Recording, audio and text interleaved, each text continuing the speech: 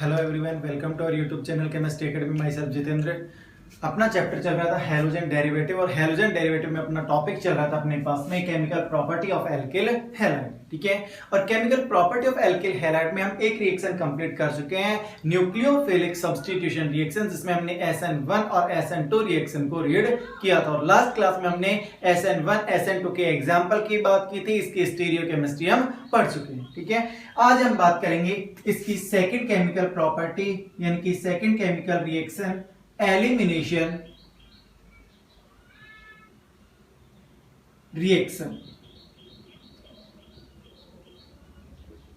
Elimination reaction की बात करते हैं। ठीक है, एलिमिनेशन रिएक्शन की हम बात करें तो हम देखते हैं कि ये नाम अपना जाना पहचाना लग रहा है। ठीक है, कहां पे पढ़ा था अपन ने? जब हमने जनरल ऑर्गेनिक केमिस्ट्री की बात की थी। उस जनरल ऑर्गेनिक केमिस्ट्री के अंदर केमिकल रिएक्शन की जो मैकेनिज्म है, उन मैकेनिज्म में हमने 4 टाइप पढ़े थे, जिसमें एक पढ़ा था अपन ने सब्स्टिट्यूशन रिएक्शन, एक पढ़ा था एडिशन रिएक्शन, एक पढ़ा था हमने एलिमिनेशन रिएक्शन और एक पढ़ा था रीअरेंजमेंट रिएक्शन। ठीक है, तो उसमें हमने पढ़ा था कि एलिमिनेशन रिएक्शन क्या होती है। ठीक है, तो यहां पर बेसिकली अपन एक बार चेक कर लेते हैं। एलिमिनेशन रिएक्शन का मतलब अपने पास में होता है कि यानी कि अपने पास कोई भी रिएक्टेंट मॉलिक्यूल होता है, उस रिएक्टेंट मॉलिक्यूल में से कोई small part of molecule remove हो जाता है, यानी कि अपने पास 2 सिग्मा बॉन्ड जो होते हैं वो ब्रेक होते हैं और 1 पाई बॉन्ड की फॉर्मेशन होती है। ठीक है, जैसे हम बात कर रहे हैं यहां पे एल्किल हैलाइड की, तो एल्किल हैलाइड के लिए हम ये कहते हैं अपने पास में कि ये अपने पास हैलोजन और यहां पर हाइड्रोजन प्रेजेंट। ठीक है, इसकी रिएक्शन कराते हैं अल्कोहलिक पोटेशियम हाइड्रोक्साइड के साथ में कराते हैं। ठीक है, जब अल्कोहलिक पोटेशियम हाइड्रोक्साइड के साथ कराते हैं तो यहां पर ये पोजीशन यहां से हैलोजन एटम इलेक्ट्रॉन लेकर रिमूव होता है और यहां पर हाइड्रोजन एटम इलेक्ट्रॉन छोड़ता है, यानी कि यहां अपने पास HX मॉलिक्यूल का रिमूवल होता है और जिससे यहां 2 सिग्मा बॉन्ड ब्रेक हो गए और इन दोनों के बीच पाई बॉन्ड की फॉर्मेशन होती है, यानी कि यहां पर अपने पास प्रोडक्ट के रूप में एल्कीन की फॉर्मेशन होती है। क्लियर है यहाँ पे? तो इस तरह से अपने पास में यहां पर एल्किल हैलाइड की रिएक्शन अल्कोहलिक पोटेशियम हाइड्रोक्साइड के साथ कराते हैं तो यहां पे एल्कीन की फॉर्मेशन होती है। ठीक है, अब यहां पर जो HX का रिमूवल होता है, अब इसके साथ में रिएक्शन कराते हैं तो HX क्या करता है, यहां पर ये KX इसका रिमूवल करता है और साथ में वाटर मॉलिक्यूल की फॉर्मेशन कर लेता है, जिससे इसका वापस इसके साथ में रिएक्शन नहीं होती है। ठीक है, अब यहां पर अपने को ध्यान क्या क्या रखना है इसकी अपन बात करेंगे। तो देखिए, इसमें हम ये कह रहे हैं कि यहां अपने पास जिस कार्बन एटम से हैलोजन अटैच होता है ये हम जानते हैं कि फर्स्ट पोजीशन अल्फा, अब इसके कंपेयर में सेकंड बीटा। ठीक है, तो अल्फा कार्बन से हैलोजन एटम इलेक्ट्रॉन लेकर रिमूव होता है और बीटा कार्बन पे हाइड्रोजन एटम जो होता है ये छोड़कर रिमूव होता है, यानी कि यहां पर अपने पास में हम ये कहें कि from alpha carbon halogen atom remove and from beta carbon hydrogen atom remove. ठीक है, जब यहां से हाइड्रोजन और हैलोजन रिमूव हो रहे हैं तो यहां पे HX मॉलिक्यूल का रिमूव होता है और जब HX मॉलिक्यूल का रिमूव होता है तो इसे कहा जाता है dehydro halogenation.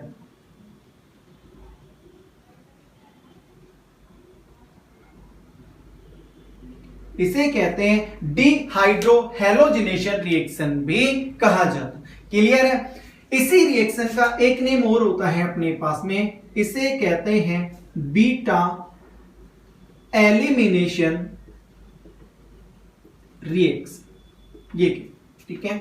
Beta elimination reaction क्यों कहते हैं? तो देखिए, जब हमने एलिमिनेशन रिएक्शन की बात की थी, उस एलिमिनेशन रिएक्शन के अंदर हमने पढ़ा था कि एलिमिनेशन रिएक्शन में टाइप होता है अपने पास अल्फा एलिमिनेशन होता है, बीटा एलिमिनेशन होता है, गामा एलिमिनेशन होता है, यानी कि इसके बाद में हम डेल्टा कह देते हैं।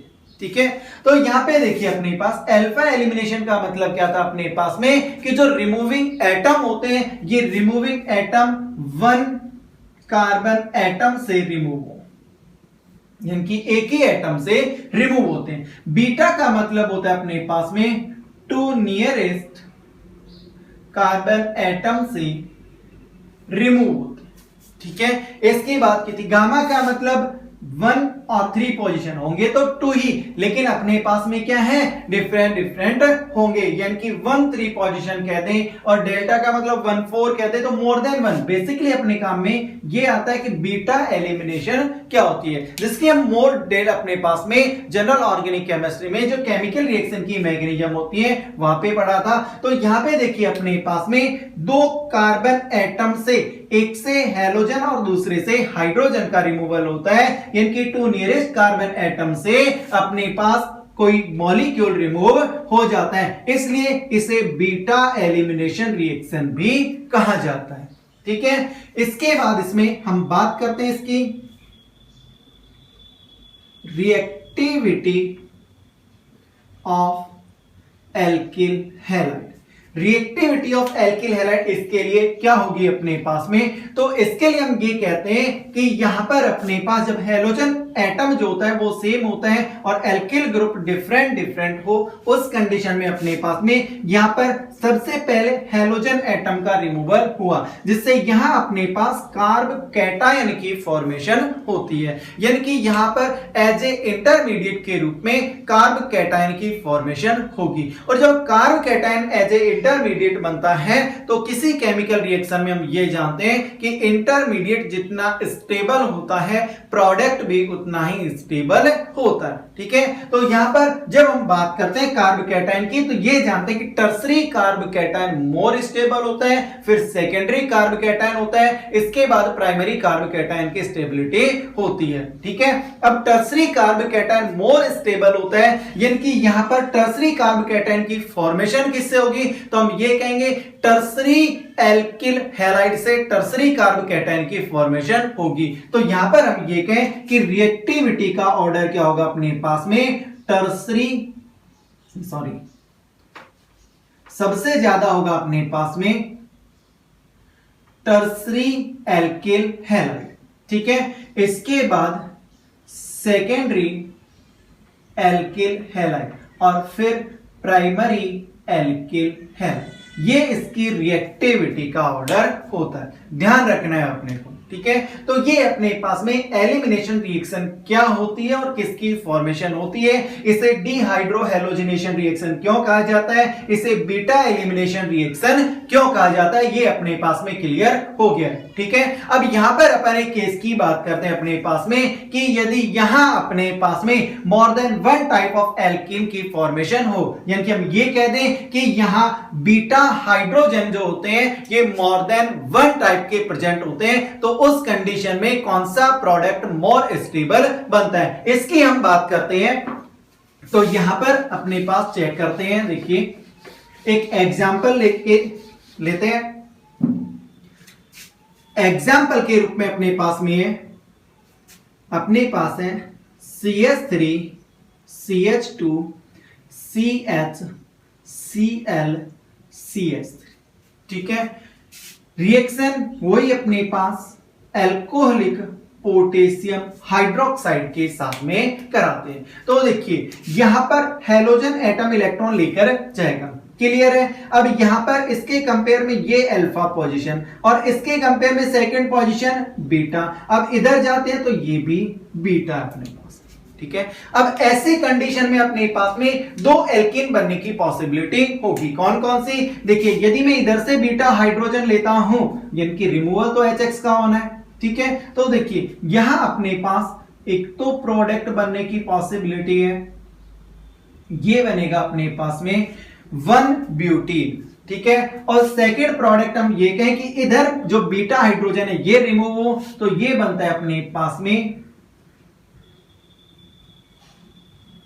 2-ब्यूटीन, ये बनता है, ठीक है। अब इनमें से हम ये कहें कि कौन सा मोर स्टेबल होता है और कितने अमाउंट में बनता है, तो हम ये कहते हैं कि ये अपने पास में मेजर प्रोडक्ट होता है, यानी कि ये रिएक्शन में 81% बनता है और ये 19% फॉर्मेशन होती है, ठीक है।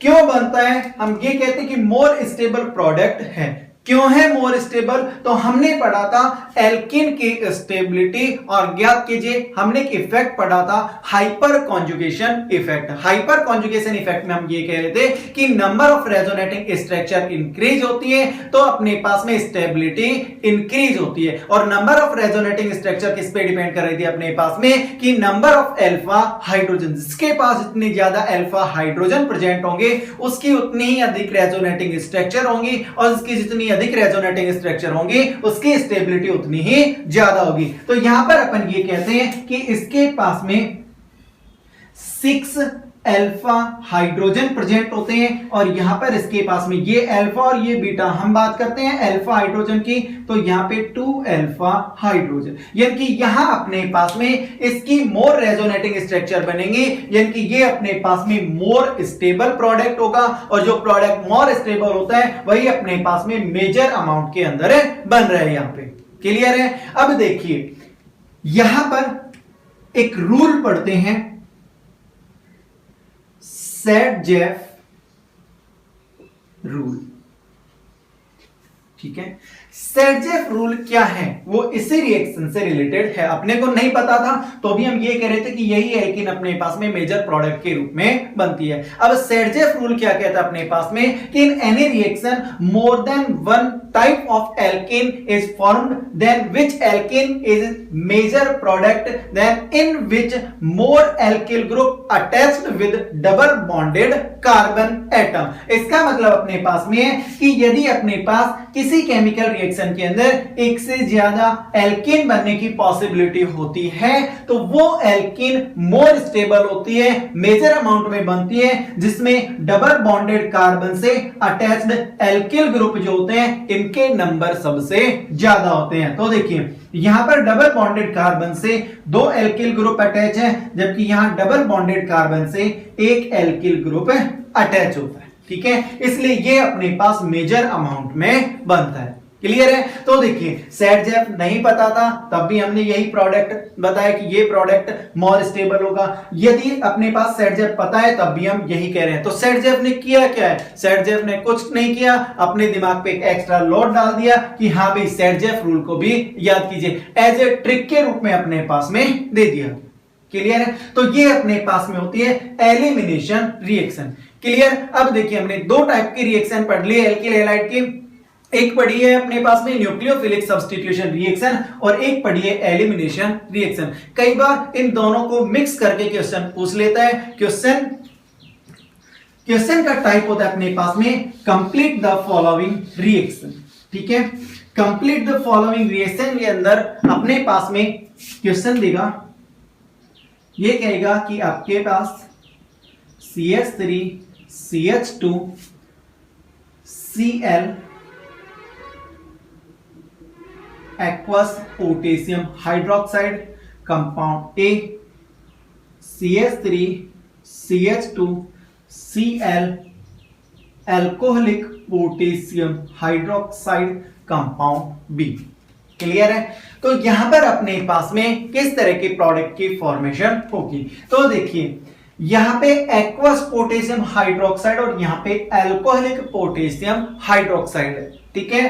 तो यहां पर ये ध्यान देना अपने पास में कि इस जगह पे क्या लिखा हुआ है। और देखिए जब एक्वस लिखा हुआ है यानी कि ये अपन ने कहां पे पढ़ा था, न्यूक्लियोफिलिक सब्स्टिट्यूशन रिएक्शन के जो एग्जांपल चेक किए थे वहां पे हमने लिखा था कि एक्वस पोटेशियम हाइड्रोक्साइड, यानी कि हमने ये देखा कि ये तो अपने पास में एसएन रिएक्शन की टाइप है और ये अपने पास में क्या है, एल्कोहलिक पोटेशियम हाइड्रोक्साइड, यानी कि ये अपने पास एलिमिनेशन रिएक्शन होती है, ठीक है। जब ये क्लियर हो गया तो प्रोडक्ट भी क्लियर हो जाएगा अपने पास में कि यहां पर अपने पास ये रिमूव होगा। सब्स्टिट्यूशन रिएक्शन में यहां पे अल्कोहल की फॉर्मेशन होगी, और जब इसकी बात करते हैं तो एलिमिनेशन रिएक्शन में एल्कीन की फॉर्मेशन होती है।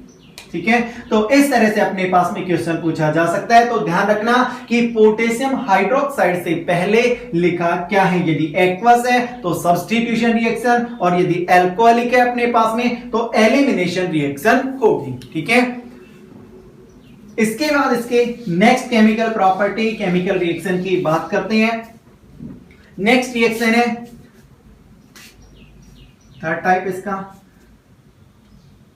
Reaction with metal. मेटल के साथ में रिएक्शन की बात करें। ठीक है, मेटल के साथ रिएक्शन में फर्स्ट रिएक्शन की बात करते हैं विद सोडियम। सोडियम के साथ में देखिए एल्किल हैलाइड अपने पास में, इसकी रिएक्शन कराते हैं सोडियम मेटल के साथ में।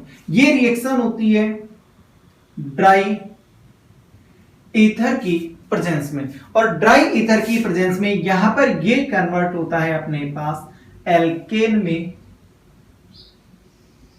सोडियम हैलाइड का रिमूव। ठीक है, यानी कि यहां अपने पास दो एल्किल हैलाइड जो है अपने पास में, ये रिएक्ट करते हैं सोडियम मेटल के साथ में और एल्केन की फॉर्मेशन करते हैं। ठीक है, देखिए अब यहां पर अपने पास में कंडीशन बनती है। कंडीशन क्या है, फर्स्ट कंडीशन की हम बात करें तो हम ये कहें कि यदि अपने पास one type of alkyl halide present हो, जब one type of alkyl halide present हो तो अपने पास प्रोडक्ट के रूप में वन एल्केन की फॉर्मेशन होगी। ठीक है, और सेकेंड टाइप की हम बात करते हैं तो सेकेंड में ये कहते हैं कि two type of alkyl halide present हो अपने पास में, तो यहां पर अपने पास 3 एल्केन का मिक्सर बनता है। ठीक है, कैसे बनता है देखिए, ये तो क्लियर हो गया अपने पास में कि वन टाइप है तो ये अपने पास बनेगा। यदि अपने पास टू टाइप की हो तो देखिए यहां पर मैं ये कह देता हूं कि ये एल्किल हैलाइड, इस पे डैश लगा दिया मैंने। ठीक है, यानी कि ये एल्किल ग्रुप अपने पास में अलग होगा। रिएक्शन सोडियम मेटल के साथ में एल्किल हैलाइड, ये दूसरा एल्किल हैलाइड, इसको मैं डबल डैश से रिप्रेजेंट कर दूं। यानी कि हम ये कहें कि यदि ये CH3 है तो ये C2H5 होगा या C3H7 होगा। यानी कि हम ये कहें कि दोनों तरफ different different alkyl group present हो अपने पास में। ठीक है, रिएक्शन वो ड्राई ईथर, इसकी प्रेजेंस हो अपने पास में, तो यहां पर ये तो क्लियर है अपने पास में कि यहां से सोडियम हैलाइड का रिमूवल। ठीक है, देखिए बनेगा क्या, हो सकता है दो मॉलिक्यूल इसके आपस में अटैच हो जाएं, आपस में रिएक्शन कर जाएं, वन टाइप की एल्कीन। हो सकता है दोनों मॉलिक्यूल ये रिएक्ट कर जाएं, ये एल्कीन बनेगी। हो सकता है एक इधर से और एक इधर से, यानी कि इस तरह से अपने पास में 3 एल्केन का मिक्सचर बनता है। ठीक है, तो इसी तरह से यदि वन टाइप है तो 1 एल्केन बनेगी, और यदि 2 टाइप की है तो 3 एल्केन के मिक्सचर की फॉर्मेशन होगी। क्लियर है, इस रिएक्शन का नेम होता है अपने पास में वुड्स रिएक्शन। ध्यान रखना, एग्जाम में कई बार पूछा गया है कि वुड्स रिएक्शन की केमिकल रिएक्शन लिखिए। क्लियर है अपने पास में, इसमें एल्केन की फॉर्मेशन होगी। नेक्स्ट रिएक्शन अपने पास में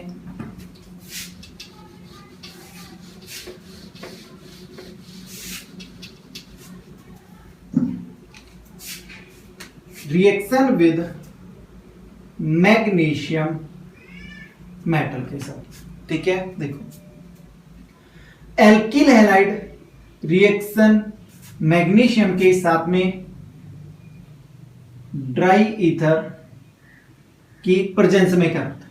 ठीक है, तो यहां पर बनता है एल्किल मैग्नीशियम हैलाइड।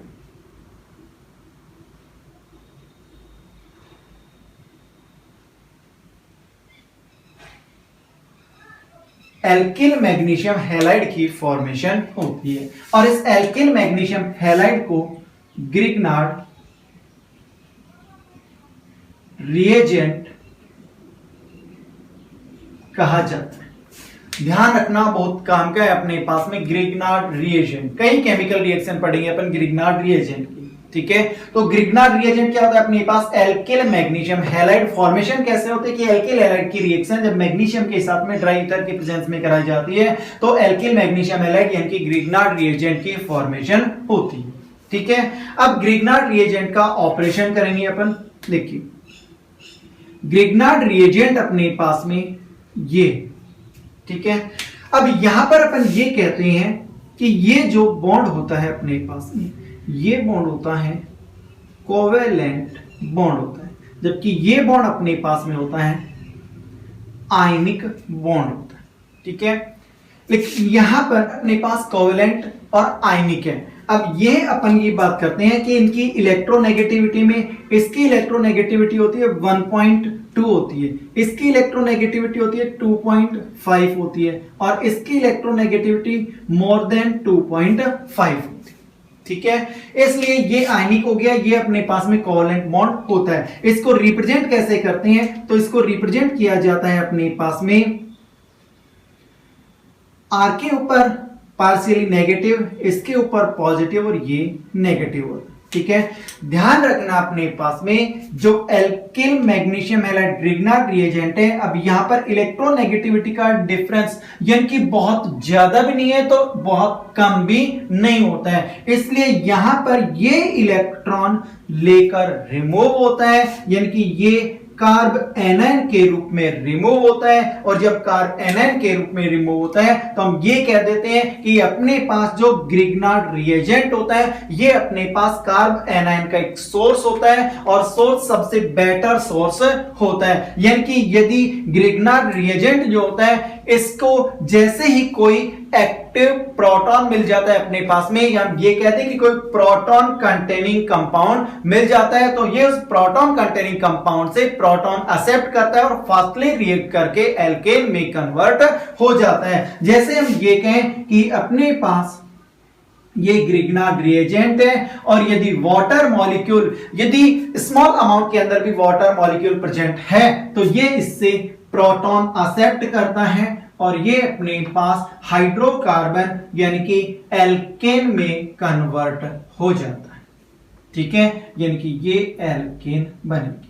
तो प्रोटॉन कंटेनिंग कंपाउंड ये वाटर मॉलिक्यूल हो सकता है अपने पास में, थायोएल्कल हो सकते हैं अपने पास में, कोई एल्कोहल हो सकता है अपने पास में, एमीन हो सकता है अपने पास में, यानी कि उनसे प्रोटॉन एक्सेप्ट करता है और एल्केन में कन्वर्ट हो जाता है। तो ये अपने पास में ग्रिग्नार्ड रिएजेंट की फॉर्मेशन होती है एल्किल हैलाइड की रिएक्शन मैग्नीशियम के साथ में। तो देखिए यहां पर भी यदि वाटर मॉलिक्यूल मिल जाता है तो जैसे इसकी फॉर्मेशन होती है तो ये तुरंत एल्केन में कन्वर्ट हो जाता है। ठीक है, अब यहां पर अपने पास फिर से क्वेश्चन की फॉर्मेशन होती है। क्वेश्चन के लिए हम ये कहते हैं कि यदि अपने पास एक क्वेश्चन कहते हैं, क्वेश्चन है C2H5 complete the following reaction में Cl react with sodium net. ठीक है, इसमें कंपाउंड एक ही फॉर्मेशन होगी, यही क्वेश्चन आपको फिर से दे दिया, प्लस मैग्नीशियम कंपाउंड बी की फॉर्मेशन होगी। ठीक है, तो इस समय ड्राई ईथर की प्रेजेंस रहेगी अपने पास में।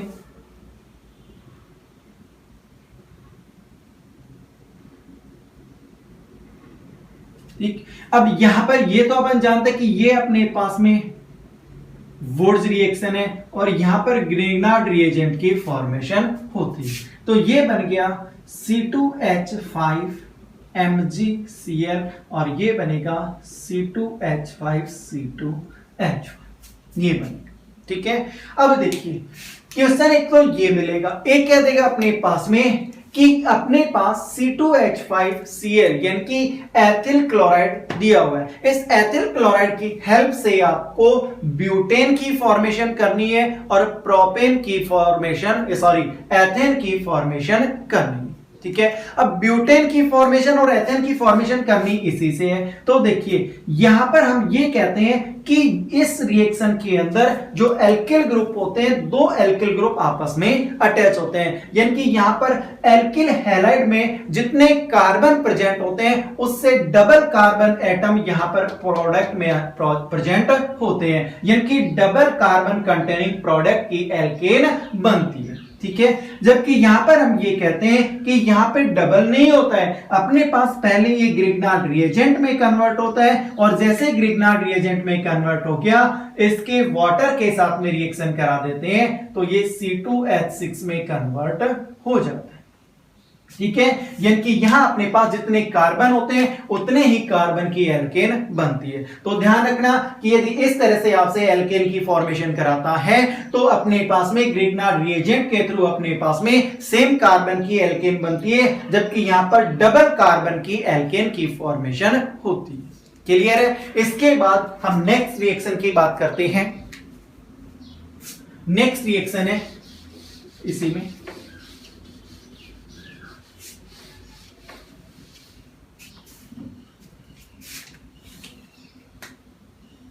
Reaction with lithium. लिथियम के साथ रिएक्शन में एल्किल हैलाइड अपने पास में लिथियम के साथ रिएक्ट करता है ईथर की प्रेजेंस में, तो ये कन्वर्ट होता है एल्किल लिथियम में कन्वर्ट हो जाता है। ठीक है, ध्यान रखना एल्किल लिथियम की फॉर्मेशन होगी। ठीक है, इसके बाद इसमें नेक्स्ट रिएक्शन होती है रिएक्शन विद जिंक मेटल के साथ में। जिंक मेटल के साथ में किस तरह से रिएक्ट करता है?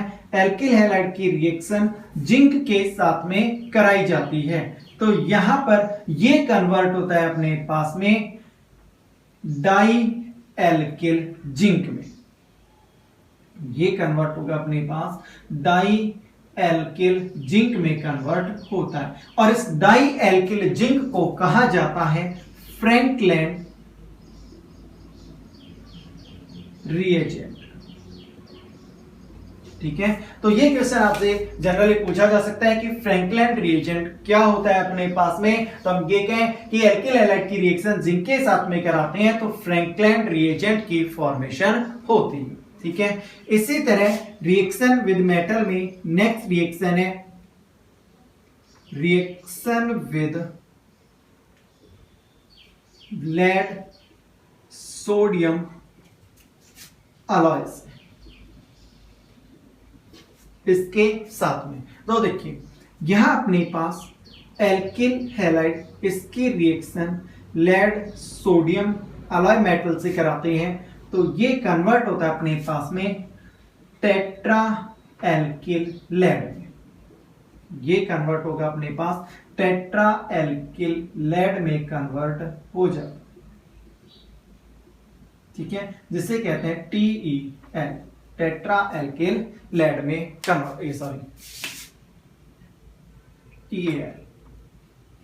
ठीक है, अब यदि यहां पे C2H5 दे दिया अपने को तो ये बन जाएगा C2H5 की 4Pb यानी कि टेट्रा एथिल लेड और टेट्रा एथिल लेड को TeL कहते हैं। ठीक है, इस तरह से अपने पास में रिएक्शन विद मेटल खत्म होती है। इसके बाद इसकी नेक्स्ट रिएक्शन है अपने पास में रिडक्शन।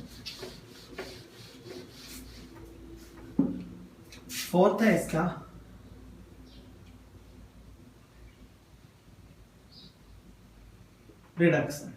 रिडक्शन की हम बात करते हैं तो रिडक्शन में अपने पास एल्किल हैलाइड इसका रिडक्शन कराते हैं तो ये कन्वर्ट होता है अपने पास में एल्केन में। ठीक है, अब यहां पर अपने पास रिडक्शन के रूप में रिड्यूसिंग एजेंट कौन कौन से हो सकते हैं इसकी हम बात करें तो यहां पे हो सकता है अपने पास में सोडियम एथेनॉल, इसके द्वारा इसका रिडक्शन करा सकते हैं, या फिर जिंक HCl, इसके द्वारा भी इसका रिडक्शन करा सकते हैं, या फिर हम लिथियम एल्यूमिनियम हाइड्राइड, इसके द्वारा रिडक्शन करा सकते हैं, या फिर हम करा सकते हैं रेड फास्फोरस और HI, इसके द्वारा भी इसका रिडक्शन करा सकते हैं। तो यदि एल्किल हैलाइड इसका रिडक्शन इनमें से किसी एक के द्वारा भी कराया जाता है तो ये एल्केन में कन्वर्ट होता है। ठीक है, तो यहां पर अपने पास एल्किल हैलाइड की केमिकल प्रॉपर्टी खत्म होती है। Thank you.